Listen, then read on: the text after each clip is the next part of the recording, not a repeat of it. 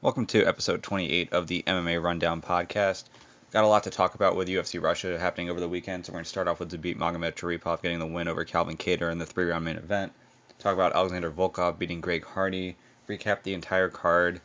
One of the things that I haven't seen talked a lot about with this is that this was supposed to be a really big showcase for Russian MMA, and I don't really think it worked out that way, so I'll talk about all the different results across the card and how a lot of these fighters who were supposed to be these former combat sambo world champions coming into MMA, coming into the UFC, really getting a chance to showcase themselves. So they really didn't do a great job of doing that. Talk about the UFC Sao Paulo event that is coming up next week. That's going to be headlined by Jan Blachowicz and Jacare Souza. We've got SBG Ireland, which is where Conor McGregor trains out of, obviously a very popular gym.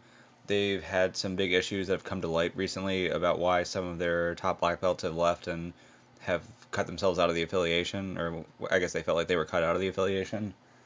Talk about Jaydin Eierman transferring to Iowa, which is a really big story in college wrestling, particularly for next year, where it could have a really big effect on who wins the national title.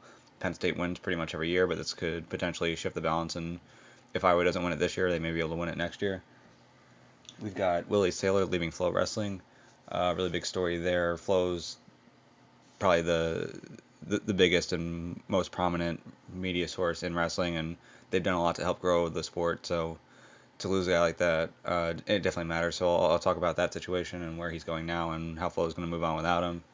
We've got KSI versus Logan Paul. A lot of attention was brought to this. Some good, some bad. I'll talk about how I feel about this fight as a whole. And then one last story will be in Brazilian Jiu-Jitsu. We had Tai Ruotolo, who is 16 years old, just finished fourth place at ADCC, almost was able to take bronze, had a really tight knee bar on Paul Miao, but wasn't able to get it.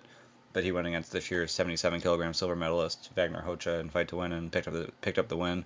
So I'll talk about that match as well. So to go back to the start, we'll talk about Zabit Magomedsharipov and Calvin Kattar. This was a fight that, to me, the odds didn't really reflect how close of a fight this was. I thought this fight was more of a toss-up than it was one where Zabit was like a 3-1 favorite. With that being said, though, the fact that this was 3 rounds rather than 5 definitely helps out with Zabit. Zabit's gotten tired in some recent fights, particularly in the third round. So for him not to have to fight the fourth and fifth rounds definitely helps. If he's eventually going to get that title fight that a lot of people expect him to get, he's going to have to fight 5 rounds, and if he doesn't get the finish, that means he's going to have to be able to pace himself and be able to fight later on. As far as whether or not he just isn't well conditioned or whether it's just his style with a lot of the crazy kicks that he throws, it just takes a lot out of him and maybe he just doesn't pace himself as well. I think we could. It's hard for me to say there because he does use a lot of energy on all the kicks he has. I'm sure if he paced himself a little bit more, he could still be effective and still have more energy later on in fights. So I don't know that he's not training properly or he's not training enough. I just think it's more of a pacing thing with him where he's constantly going hard. He's constantly throwing high energy attacks, and if you're not knocking someone down or knocking someone out with him, over time it can definitely have a negative effect on you. That being said, Calvin Kattar is a great fighter himself. He's a guy who I talked about in a previous podcast where I was saying let's just look at some of the guys in each division and who matches up best with the current champion and who could be a potential tough fight for that current champion. And I felt that Calvin Kattar might have been one of the hardest matchups for Max Holloway, given that Holloway has a lot of success in boxing range and Holloway's boxing has really gotten this far. Kattar's an excellent boxer himself. And what interested me with this fight is that as long as the fight took place in boxing range, I figured that Kattar would have the edge. The question would be how successful is he going to be in getting past Zabit's kicks, and is he going to be able to keep Zabit off him if Zabit wants to take the fight to the mat? Early on, Zabit did a good job of landing a lot of kicks from the outside and keeping Kattar out of range and throwing a lot of different strikes to the point where Kattar was having trouble getting his reads and knowing what to counter and when to counter. Although Kattar eventually was able to find his reads, and the fact that Zabit was getting tired over time definitely helped that out as well, but Kattar was definitely making reads as well. And the other part with the grappling, I was impressed by Kattar in that, for the most part, he wasn't getting taken down, but when he did get taken down, he was really quick to get back up, didn't take a whole lot of damage, didn't give up any really bad grappling positions either, did a really good job in that end. So I think, though Calvin Kattar is going to walk away with the loss here, and though he was outside the top 10 heading into this fight, I'm sure he'll be outside the top 10 now. He's a guy where I think given the right opportunities, he'll find his way into the top 10. He'll find his way into the top 10 pretty soon. And depending on what matchups he gets, he can definitely beat some top guys in this division. But unfortunately for him, just getting outpointed primarily with the kicks. Zabit did a good job with the boxing too. Zabit actually was able to land a lot more shots in boxing range than I expected him to. Not that Zabit's a bad boxer, but I really have a lot of respect for Calvin Kattar and how good of a boxer he is. So 2 rounds in the bag for Zabit. Goes in the third round. and Calvin Kattar starts to come on strong, especially towards the end. Eventually gets taken down and put on his back. But from there, Zabit's just kind of hanging onto his hip and just trying to kill the clock while Kattar's just throwing a bunch of strikes. So even though Zabit was on top, for that brief exchange where Zabit was on top, you'd actually have to score it for Kattar. But either way, Kattar wins that third round. If you look at the total strikes in the fight, total strikes is 127 to 100 for Kattar. Granted, a lot of those came from those little slaps off his back that weren't even significant strikes at the end of the third round. Significant strikes were 96 for Zabit to 80 for Kattar. Zabit definitely worked the body and legs a lot more than Calvin Kattar did, but to me, it's a good fight for Zabit to show that he's actually got better boxing than I thought he did. It's not that I ever thought he had bad boxing, but I figured if there was a hole in his game anywhere, that was where it'd be. And Kattar's a guy who can definitely make him pay for that, and at least for the first couple rounds or for the first 2.5 rounds, looked pretty good in boxing range. Able to land some huge shots himself, even though he had to take a handful as well. Wrestling, I mean, maybe it shows that he's not going to be able to just take anyone down at will. Granted, he had some nice takedowns here and wasn't able to control with Calvin Kattar, so you'd wonder, once he gets to some of the top guys in the division, is he going to be able to do a whole lot once he takes his opponents down? Is he going to be able to take a guy like Max Holloway down? If he takes Max Holloway down, is he going to be able to keep him down? Is he going to be able to advance to dominant positions and be able to get in a position where he can either submit him or TKO him? I don't know that this fight necessarily showed a lot of great potential in that area, but Zabit has skills. It's just, I think to me, some of the areas where Zabit didn't look great in this fight, you have to give Calvin Kattar credit for being as tough as he is, for being as well-rounded as he is. And so for me, do I think Zabit's going to be next in line for a title fight? Timing definitely matters. I don't know how injured he was after this fight with Kattar. It was definitely a tough fight. I don't know how injured the winner of Volkanovski versus Holloway is going to be.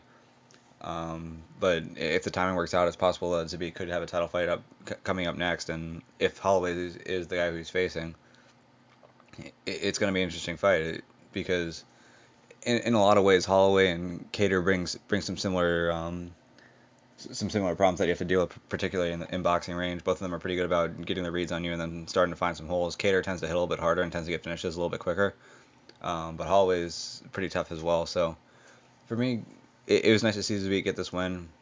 Yes, it'd be nicer to see him get a win over 5 rounds, but wasn't a terrible performance. I think as long as you understood how good Kattar was, you really can't be that upset about what Zabit did. Now, granted, if you're thinking that Zabit's like this next generation guy who is going to run through featherweight and reign over featherweight for years to come, struggling like this with Calvin Kattar probably isn't the best look. But if you have a more realistic view of where Zabit's at right now, it was a good fight for him. Next fight on the card was Greg Hardy versus Alexander Volkov. This was a fight where I was very adamant leading into this that it was an absolute mismatch. That if you, no matter what the betting odds were, just bet your entire account on Volkov and it'll just be quick, easy money. I followed that advice. I bet my entire account on Volkov. I got quick, easy money. That being said, this fight was a lot closer than I expected it to be. I thought that Volkov was going to be able to get a finish, and he didn't. And there are a couple things at play here. So for one, from Volkov's end, we weren't getting the best Alexander Volkov here. He even admitted it after the fight where he was saying, look, I was just trying to get a win after that last loss I had to Derek Lewis. I was doing just enough to get the win. So you have Volkov kind of fighting below his best level. Meanwhile, you have Greg Hardy who's fighting above his best level because he's looking at like, okay, hey, I've got nothing to lose here. I'll go after it. And the Greg Hardy I saw in this fight was better than the Greg Hardy I've seen in any other fights. That's not to say that I think he's massively improving. It's just that he was doing things that I hadn't seen him do before. One of the big things for me with Greg Hardy that I've seen in the past is that he very rarely throws multiple punches at a time. Now, for the most part in this fight, he was throwing a lot of single shots still. But usually what we get out of him is more of like a stiff jab from the left side or like kind of like a stiffish hook, not a ton of rotation on it.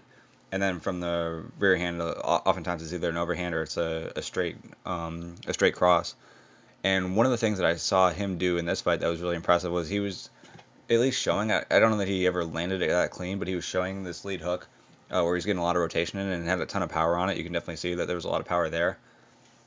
And one of the things I would notice over time in this fight is that Hardy's lead hand, his lead left hand was down the entire time. The opening was there for Volkov to throw the straight right, but it seemed to me that Volkov, though he could have landed that right over and over, and he did land it a couple times, it seemed like to him it wasn't worth the risk of trying to land that straight right if it meant that one or two times that Hardy slips out of the way and lands that huge left hook over top of it.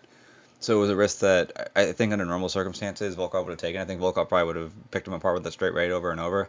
But in this case, just because he saw the danger of that lead left hand and that lead left hook, that he was being a little bit more careful and didn't want to take advantage of the opening there for the straight because he didn't want to risk getting countered one time and potentially getting put on his ass and even finished. But another thing that we saw out of Hardy, like I mentioned before, we saw a couple different times where he was throwing multiple punches at a time. And one of the issues that he's having is that for his strikes, he's a very quick athlete. He's very good at making his reads and throwing reflexive punches and countering. His cross is very good about that. He's got a very good reflexive cross that he'll just kind of throw without even like throwing a jab to lead it off. And he's pretty good at finding a home for it. Was doing a decent job at trying to time that left hook. Not that he ever landed it because it's still kind of slow. He still needs to sharpen up a little bit.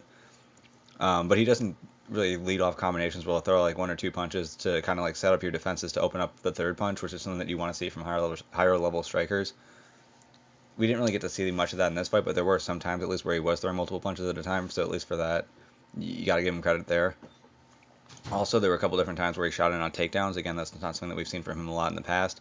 So for Greg Hardy to actually be trying to shoot in and take some people down, the entries I thought were pretty nice. The finishes weren't quite there. It's not as though Volkov's an easy guy to take down regardless, but at least there we saw some decent entries on some takedowns and some attempts. I don't know what his game would look like on top. We've seen him off his back against Alan Crowder, and boy, did that look really bad, and that was less than a year ago. So I don't imagine that his jiu-jitsu is significantly better now than it was then. But even still, the attempts are there, and in heavyweight MMA, even if you don't have great jiu-jitsu from top, as long as you're not easy to sweep, you can still land some pretty hard punches and definitely alter the course of a fight. So it was interesting to see that out of Greg Hardy. But in the end, the much better striker, the guy who is able to mix his strikes in together, the guy who has kicks in his game that are very effective, was Alexander Volkov. Landed a ton of body kicks. Hardy, I guess you got to give him credit. In the last fight, we remember him being exhausted after the second round and taking his inhaler just to survive a third round. Didn't have the use of his inhaler here, was still getting beat up pretty bad, still took a bunch of shots to the body, which you would have figured would really put him in a position where it'd be likely to get finished in the third round, but he was able to hang tough and continue to fight through it. So, to me, definitely gained some respect for Greg Hardy here. Saw some things that I hadn't seen from him before. There's still a lot of big holes in his game. His striking still has a lot of room for improvement. His grappling, though we haven't seen much of it since that fight with Alan Crowder, you would have to figure that given where he was at in the Alan Crowder fight, there's still a lot of room for improvement.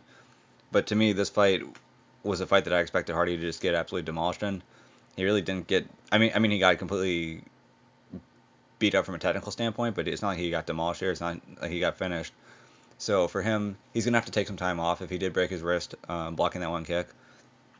It's definitely gonna have an effect on how much he's gonna be able to improve over time as between now and when he's fully healed again. So that's definitely gonna be some developmental time that's gonna be lost there. But once he's healed up, once he gives himself a little bit more time in camp, I think at this point he's at least shown that he kind of belongs in the UFC. Like, it's crazy to say because he's only been doing MMA for like 3 years, but the heavyweight division is really thin. He's gotten some wins over guys like Juan Adams, who I think most people feel earned his way into the UFC the right way. Ben Sosoli, I think a lot of people feel like he deserves to be in the UFC. Granted, that fight ended up being no contest because of the inhaler, but that was a fight that Hardy was winning 2 rounds to none at one point in. And Alan Crowder, well, Crowder, that fight went to nothing. I'm trying to think of what the other win that Greg Hardy had was. Smolyanov. Yeah, well, I mean, Smolyanov was in the UFC prior to Greg Hardy. Then he was brought back. But even still, I think after this fight, you can say, even if Greg Hardy isn't like a top 15 kind of guy in the heavyweight division just yet, he's probably at a point now where, even without his name, he probably, you could argue he does belong in the UFC now, which is kind of crazy to say, but between him being able to develop, between him having great athleticism, great size, and then also the UFC heavyweight division being very shallow, that's kind of where we're at right now, so all credit to him. Next fight on the card, we have Danny Roberts versus Aleem Imadaev.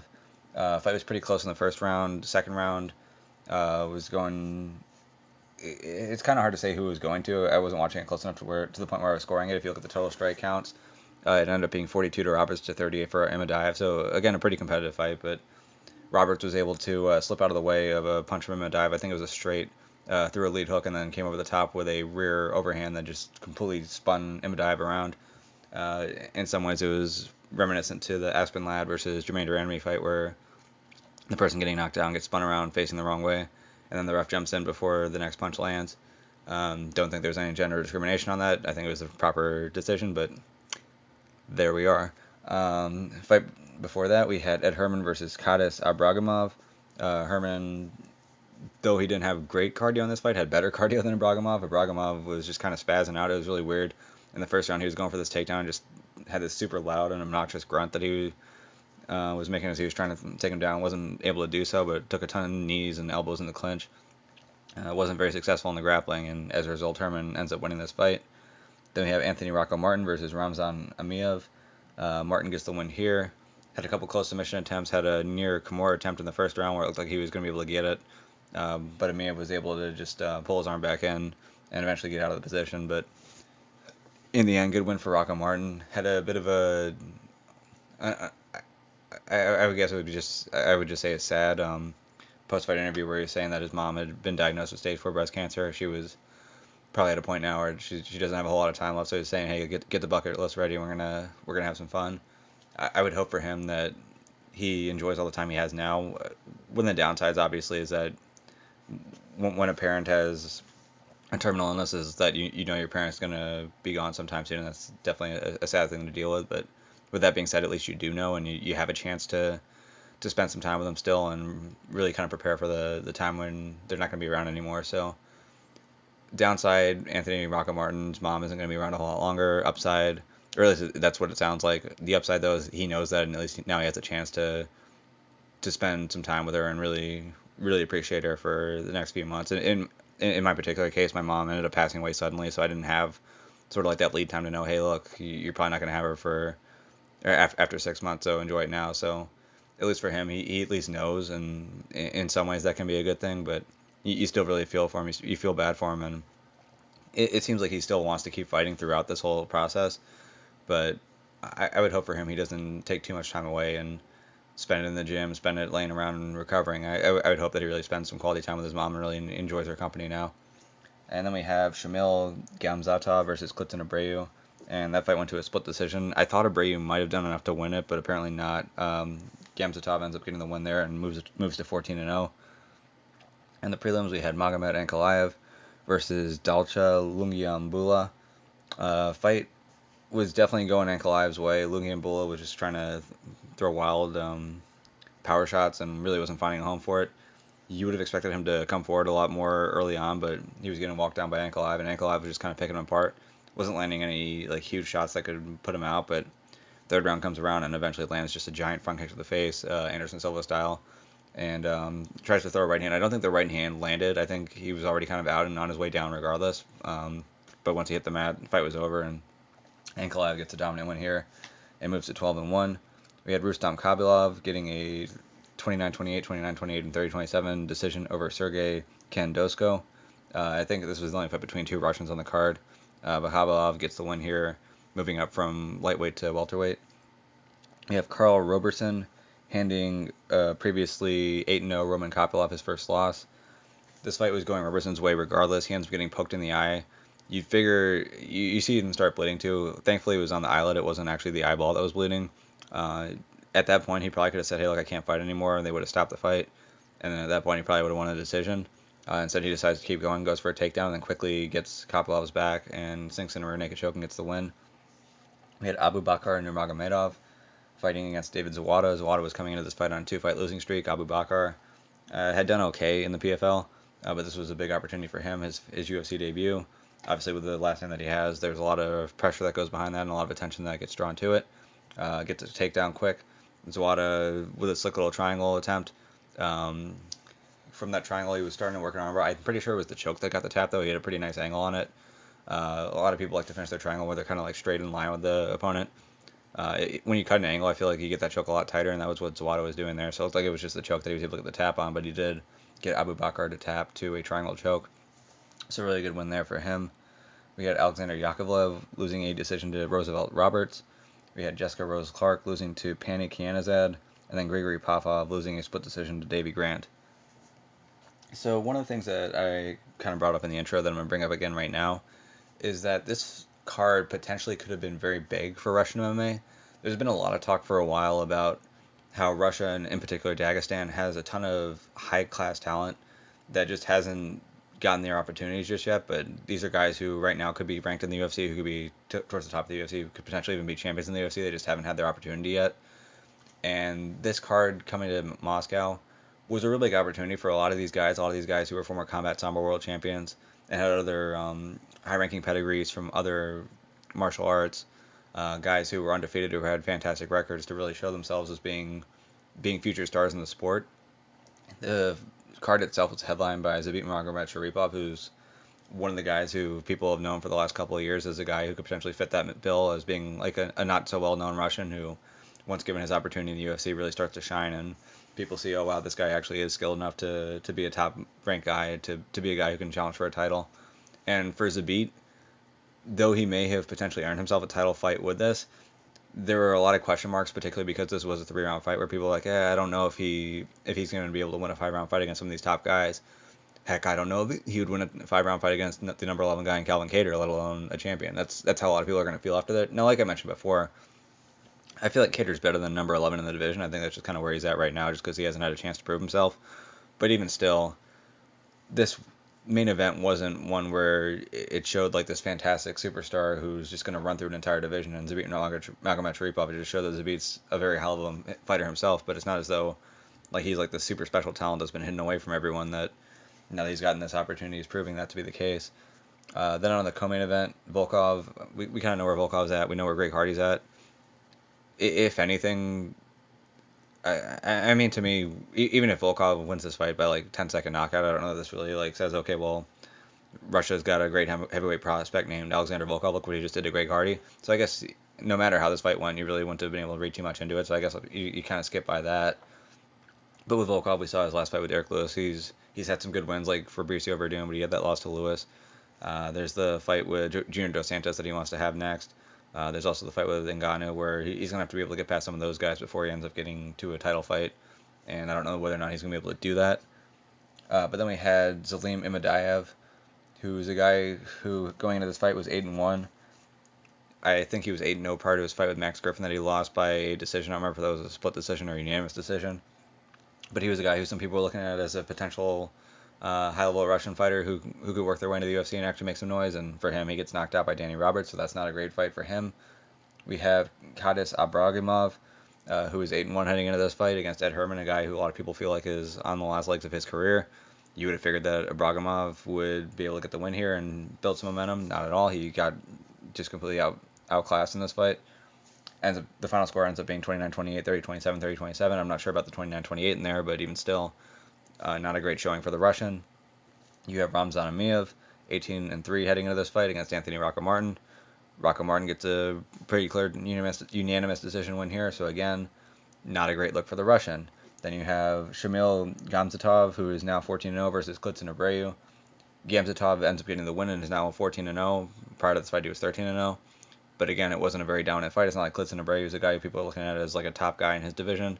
So for Abreu to almost beat Gamzatov and in some people's eyes actually win that fight, again, it really doesn't show much for the Russian in that fight.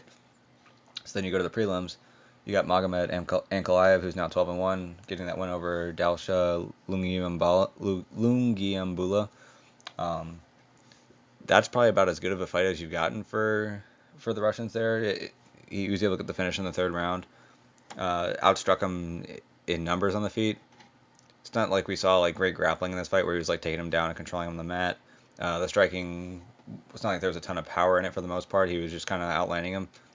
It was a good fight for him. You can't take that away from him, but at the same point, I don't know that anyone was watching Ankalaev versus Lungiambula and thought, wow, Ankalaev, this is a guy who should probably be ranked right now, a guy who's going to be trouble for some of the top guys that's in the division. It's like, yeah, he's a good fighter. That's about it, though. It's like, yeah, Ankalaev, he's pretty good, but I don't think anyone walked away from that fight thinking, wow, Ankalaev could be another guy who in the future ends up working his way to the top of a UFC division. Maybe that's his future, but it's not as though this fight seemed to show like some massive potential that people hadn't seen before out of him. Rustam Khabilov versus Sergey Khandosku. Khabilov, we kind of seen him at lightweight. Over time, he just hasn't been as active as we'd like to see out of him. He's had some good wins. He's had some tough losses. But to me, it's not as though this fight here shows me, oh, wow, Rustam Khabilov's a guy who has a future as a potential title contender, as a guy who's going to make his way to the top. He's actually been around, had his opportunities, and really just hasn't done much with them. Then we have Roman Kopylov, who was 8-0 versus Carl Roberson. Prior to him getting submitted, he wasn't looking fantastic out there. He's getting outstruck by Roberson, particularly with the leg kicks, and then gets taken down and choked out pretty quickly by Roberson, who's definitely not known for his grappling. So again, here it's not like Roman Kopylov is a guy who people are going to be looking at after this event and thinking, wow, this is a guy who could potentially work his way to the top of the division. We got Abu Bakr and Magomedov. He's got the name, but the striking, it was decent enough for him to be able to get in a takedown and get the takedown, but for him to get triangled by a guy who's not exactly known for his jiu-jitsu, again, not the best performance there. Alexander Yakovlev, he's had a handful of fights in the UFC. He hasn't had the best results there, but him losing to Roosevelt Roberts, again, not a great look for Russia. Jessica Rose Clark and Pannie Canizat, that fight wasn't between Russians. And then Grigory Popov versus Davy Grant. Popov gets the loss, although Popov isn't really, he doesn't fit the bill of the typical Russian prospect, where the typical Russian prospect, you're looking at someone who's probably like a combat sambo champion or a freestyle wrestling champion of some sort. Popov, I think he actually lives in Thailand and basically his camp's out of there, though he has Russian heritage. So that fight, I really wouldn't read too much into that. But even still, that's another guy with the Russian flag by his name who took a loss here at UFC Moscow. So next fights to talk about are going to be the fights coming up this weekend. Those will be in Sao Paulo. The main event will be between Jan Blachowicz and Jacare Souza. So something that we had seen last year was Anthony Smith and Thiago Santos, guys who were outside the top 10, moving up from middleweight into light heavyweight, having strong runs, and getting title shots as a result. Thiago Santos had to go through Jan Blachowicz on his route to a title fight, ends up knocking out Jan Blachowicz, then gets his title fight against John Jones. Since then, we've seen Luke Rockhold, Chris Weidman, and now Jacare Souza, guys who were in the top 5, looking to move up and see if they can copy the same success that Anthony Smith and Thiago Santos had. To this point, Rockhold just didn't look great against Blachowicz, kept his hands down, wasn't able to take Blachowicz down and control on the ground, and ended up getting knocked out. Chris Weidman decided that he didn't trust his striking or his chin at all and just wanted to only grapple against Dominic Reyes. Ends up getting clipped as a result, gets knocked out himself. So now we have Jacare Souza, and I think a lot of people are making the assumption that based off of what happened to Weidman and what happened to Rockhold, that we're going to see the same thing with Jacare. I don't know whether or not that would be exactly the case. Weidman's issue was more so a strategic thing. I think he was a lot better than what he showed against Dominic Reyes. He just didn't want to strike with Reyes at all. He just wanted to make it a grappling fight, and as a result, he became a little bit too predictable and just was lunging in too much, and that's what ended up catching him. He ended up throwing a punch, getting it slipped, and then getting countered off of that, and that's what put him out, or that's what put him down at least. Luke Rockhold has just always had the same issue where he keeps his lead hand down and gets clipped over and over. That was giving him problems at middleweight before he moved up to light heavyweight. With Jacare's got decent striking. He's definitely got a decent amount of power there. And when he's at his best, he's using that striking to at least get people concerned to the point where, hey, if you don't keep your hands up, you're going to get clipped. You can end up getting knocked out. Weidman got knocked out by Jacare. Derek Brunson got knocked out with a head kick by Jacare. So he offers that threat, and then once your hands are up and you're preparing for a power shot to your head, that's when he shoots underneath, gets a takedown, and then obviously once he gets on top of you, you're in big trouble. So if he fights that way against Jan Blachowicz, he definitely has a chance to win this fight. If he decides that he wants to just try to wrestle Blachowicz the entire time and only grapple with Blachowicz, I don't know that he's going to have an easy time taking him down. He's probably going to gas himself out. And if he doesn't get the fight to the ground, you figure that Blachowicz is going to be able to find his shots on the feet. So to me, how this fight's going to go, or at least who's going to win, it's largely going to be based off of how Jacare approaches this fight. To me, if he decides to take the risk of, yes, I am going to be in striking range with a guy who's bigger than me, in Blachowicz, he may be able to land some punches on me, but I'm going to try to establish my striking first before I try to get this fight to the ground. That's where I think Jacare has a really good chance of being successful. But if he tries to make this a grappling-only match, I mean, hey, maybe he is able to get a takedown in the first round and advance to a dominant position and get a finish, but I don't see that as being the best option for him. So to me, his game plan is going to determine his success in this fight, and we'll have to wait until next week to see what he's going to do out there. In the co-main event, we have Shogun Rua versus Paul Craig. Oh my goodness, how is Paul Craig getting a co-main event? Craig's a guy who is still in the UFC right now somehow because he's had a couple fights where he was getting the shit kicked out of him and found a way to get a triangle in the third round. Not the best fighter at all at light heavyweight. You'd figure that Shogun on the feet is going to have a major edge here. On the ground, Shogun should still have an edge. He's been a long time black belt. He's not exactly an easy guy to submit. So to me, especially with this being a 3-round fight, I would have to figure that Shogun's going to dominate this fight, even though Shogun doesn't have the chin that he used to, even though he's not the fighter he used to be. Paul Craig just isn't the highest bar to have to set yourself up against. So I'll definitely pick Shogun here. We have Charles Oliveira versus Jared Gordon. Oliveira is finally in the top 15 again at lightweight. He's had some really dominant wins, some really quick finishes. I would like to see him fight against some ranked guys right now and see where he's at. His Muay Thai has improved a lot over time. His striking is much better than it was back when he entered the UFC. His submissions are still very good. Jiu-Jitsu is still very good. So with Jared Gordon, you would figure that this fight definitely leans in Oliveira's direction, but unfortunately for him, even if he gets a dominant win over Jared Gordon, I don't know that it really moves him up that far into the division. If he loses, it definitely moves him back. So kind of a tough situation for him to be in. At least he gets to stay active. At least he gets to fight in Brazil, but you definitely would have hoped for something a little bit better for him. Then we have Antonio Arroyo versus Andre Muniz.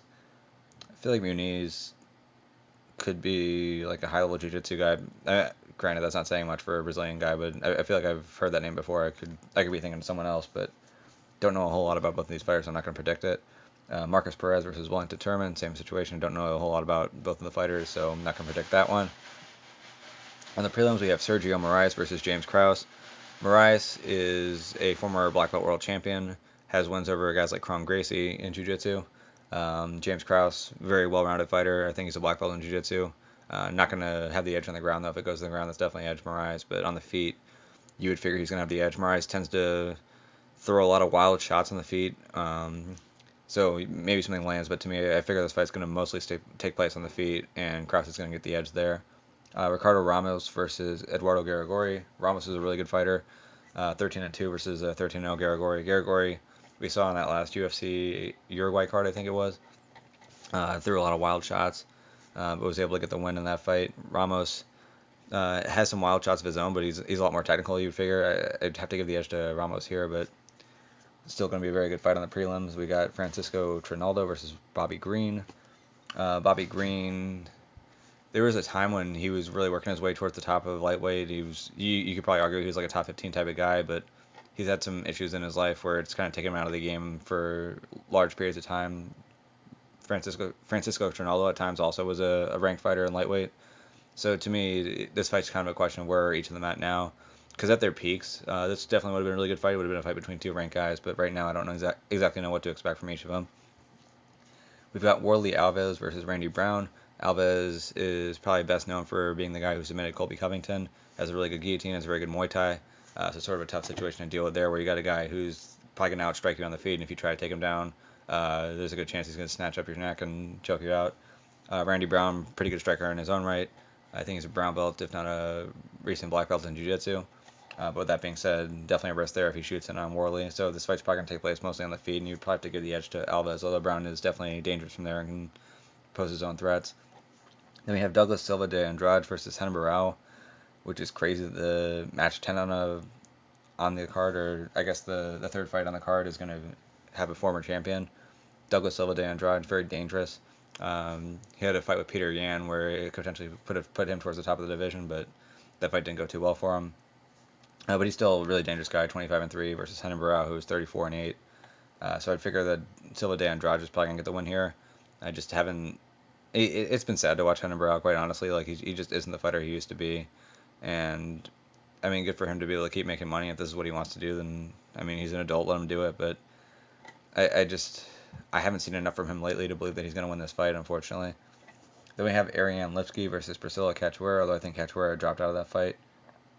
So I'm not sure if that's correct. But either way, I don't really have a whole lot to say about that fight regardless. I feel like I don't know their games well enough to make a strong prediction. And then Vanessa Milla versus Tracy Cortez. Alright, so moving on from there, let's talk about SBG Ireland, which is Conor McGregor's camp.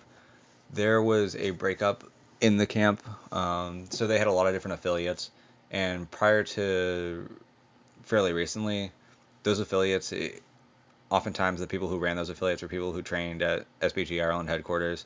For the most part, they were black belts, and then they would open up a school somewhere else, and they'd still keep the SBG name. They'd oftentimes, that would be the affiliation name, then they would have their own academy name, but they would still be affiliated with SBG. So then a benefit of that would be if you had never trained jiu-jitsu before, you weren't that close to SBG headquarters, but you were closer to this affiliate and you saw that it was SBG affiliated, you'd be like, oh, hey, I know SBG. That's the gym that Conor trained at, or that's the gym that John Kavanaugh teaches at.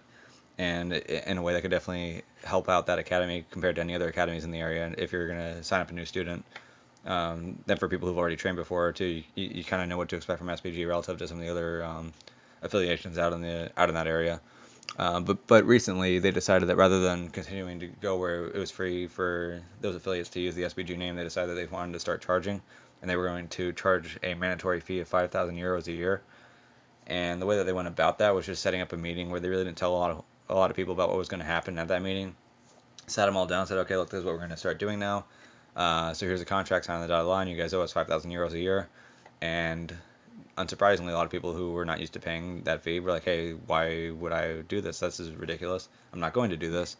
And so what ended up happening is you had a few people, Tom King, Chris Fields, and some other people as well who decided, hey, I'm not gonna pay you guys for this. This is ridiculous. You can't just force me out of nowhere to pay you 5,000 euros and not give me a choice in the matter. So I'm just not gonna be a part of SBG anymore. So we saw a bit of a breakup there, and there were a lot of people who were upset about it. They felt like SBG was kind of doing what was best for them. They were kind of putting money over personal relationships. And if you think about it, because of the fact that you had people like King and Fields who left over a 5,000 euro thing, effectively you're having a great relationship there that was ruined over 5,000 euros a year, and that's not a ton of money if you think about it in terms of the value of that relationship. So for them, definitely didn't work out that well. You kind of feel bad for everyone involved. What makes this complicated is that, as bad as it sounds for Matt Thornton and for John Kavanaugh to be charging these affiliates money, on the same token, if you think about it in any other business, like if I had a franchise for McDonald's, like I'm still paying franchise fees to McDonald's even if I'm running the particular store. So the idea of like a franchise fee or an affiliation fee isn't that crazy in the business world. And if you think about the value of the SBG name in Ireland, particularly after a lot of the big fighters like Conor McGregor had the success that they did, there's definitely value there in having SBG. So I don't know that you should feel like you deserve to have it for free. It's just one of those things where if that's what you've had in the past, and all of a sudden they're going to say, hey, not only are you not going to get it free anymore, but we're going to force you to pay this, and we're going to pressure you right now to sign a contract on it. I just think the way they went about it wasn't right. So to me, I don't know that like I see a clear villain in it, because I can understand the SBG standpoint of it, like, hey, we actually are offering value here. We probably should be getting some money for it. I understand the affiliates' view of it, where it's like, hey, we haven't been paying for this in the past. We haven't been compelled to pay for this in the past, and now all of a sudden you're going to pop this up on us out of nowhere and say either sign this or you're out of the affiliation. This isn't cool. So I get that as well. But unfortunately, that's just kind of the situation that developed there, and that's what ended up happening. Next topic to talk about is a really big story in college wrestling. For I'd say about the last 10 years or so, it's pretty much been Penn State, and I think in 1 year Ohio State was able to get a win, but for the most part it's been Penn State winning national titles. Iowa has not won a national title in quite a long time, or at least what feels like quite a long time if you're an Iowa fan. I personally am an Iowa fan. I've probably got like the worst situation as an Iowa fan in that I started following Iowa wrestling like the year after they won the title, so I've never actually been an Iowa wrestling fan during a year when they won a national title. But they got a really huge transfer here with Jaydin Eierman. Eierman is a guy who has been an All-American every single year that he's competed. Let me see what his finishes are. So last year he finished third in the nation at 141 pounds. The year before that he finished fourth, and the year before that he finished fifth. This year he's going to be taking an Olympic red shirt, so he's going to go for the Olympic team for the United States. But then he'll be back next year for one last year of college wrestling, and adding him into the Iowa lineup will be really big. So for this year, prior to Penn State announcing who was taking Olympic red shirts and who wasn't, there were a lot of people who thought that Iowa was going to win the national title this year.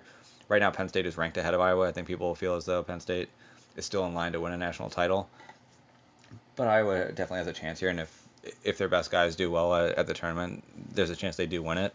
But for next year now, with Penn State going to be graduating some of their best guys, Iowa's lineup is looking really good. So if you break it down, next year at 125 they should have Spencer Lee, who's a two-time national champion, may win another national title this year. At 133, that is going to be a little bit trickier in terms of determining who that's going to be, because I don't think they've determined it for this year. In all likelihood, it would be Austin DeSanto, who was an All-American last year, but he may be moving up weight this year. We still don't know that. But let's just say it is DeSanto at 33.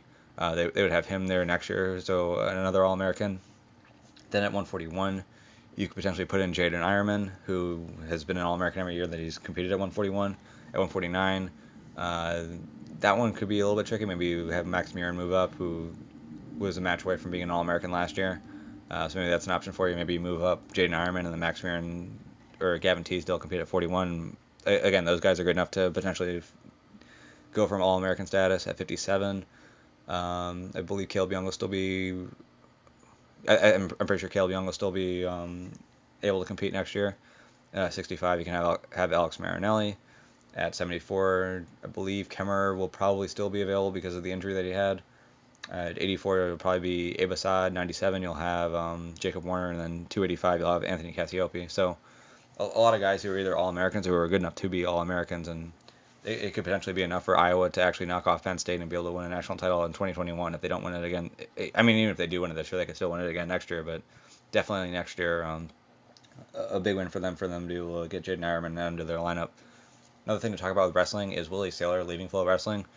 So Willie Saylor is a guy who had done a lot for FloWrestling, both in terms of like developing a lot of content for them, doing a lot of their podcasts, but then also putting together a lot of really good college and high school rankings. So for him leaving there, I'm sure they'll still find people to fill in the roles that he had, but he did a great job of what he did handle.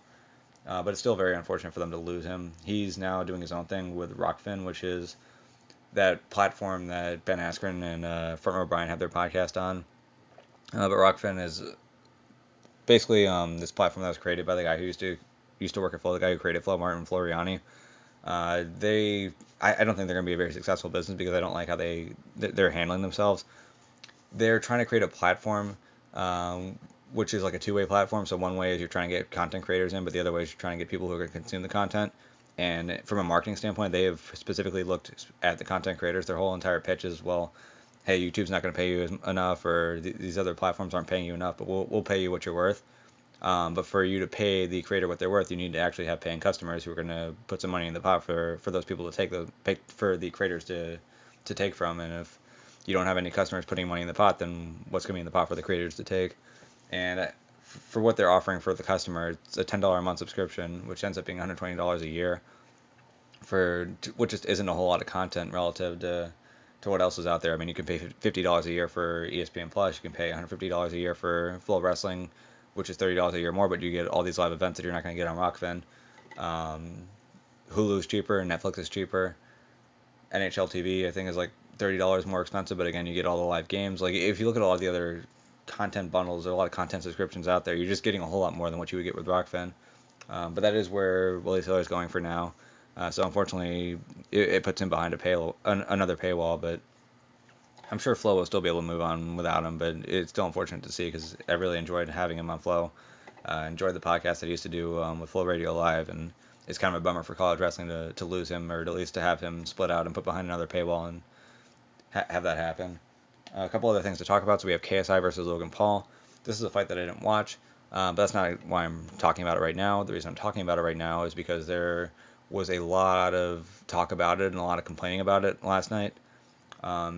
A lot of people who were just saying, hey, look, I don't like that these guys are headlining a boxing event. This is bad for the sport of boxing. This doesn't help the sport of boxing.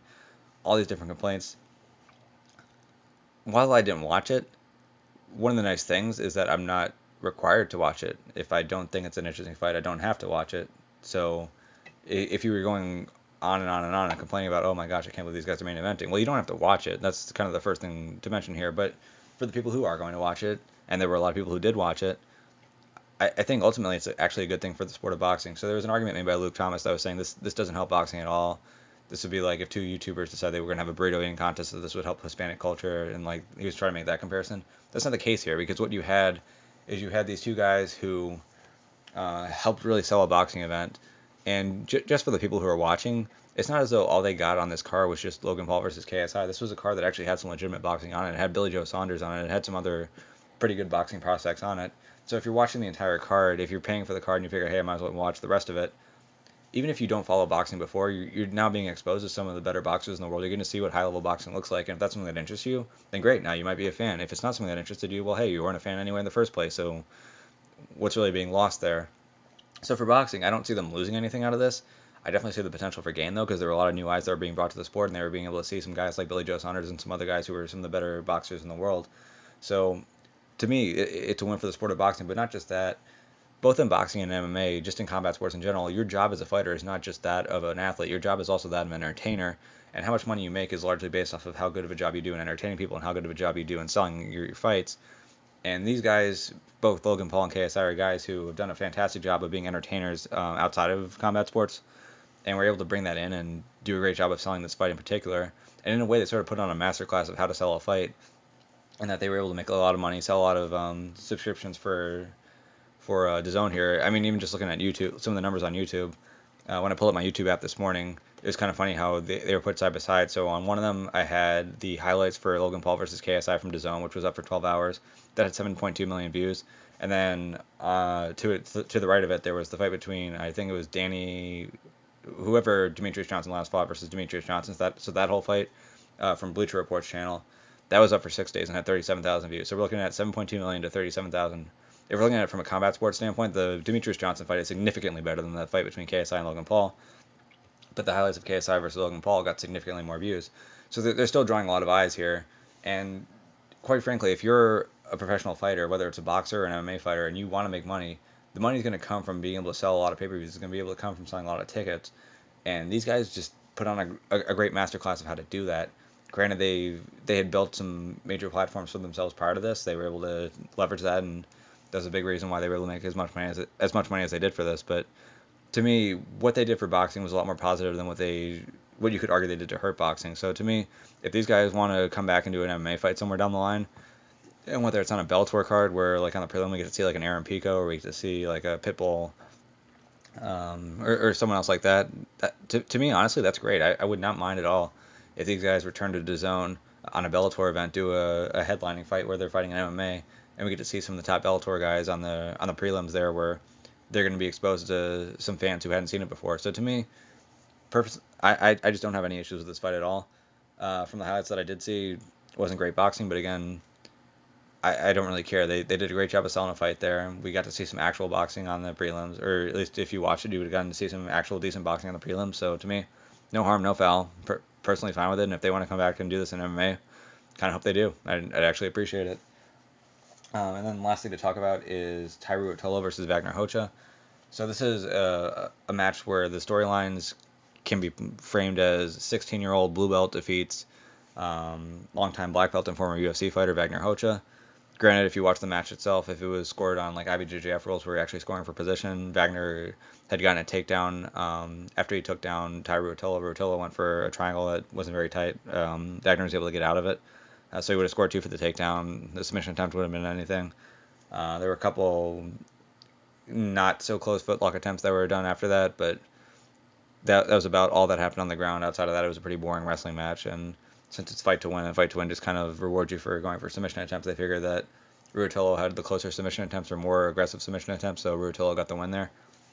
But with that being said, one of the things you have to understand with jiu-jitsu is that they don't really allow kids to go beyond blue belt. So if you're like a really high level kid, even if you have like a brown belt or black belt level skill, if you're not old enough, you're still gonna be a blue belt. So even though Ruotolo is technically a blue belt, this is a guy who finished 4th at ADCC.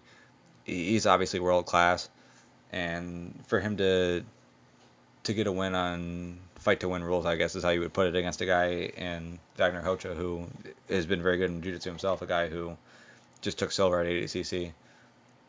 I don't think it's the crazy story that I think some people are trying to make it out to be. If you actually watch the match, the announcer was just obnoxious as hell.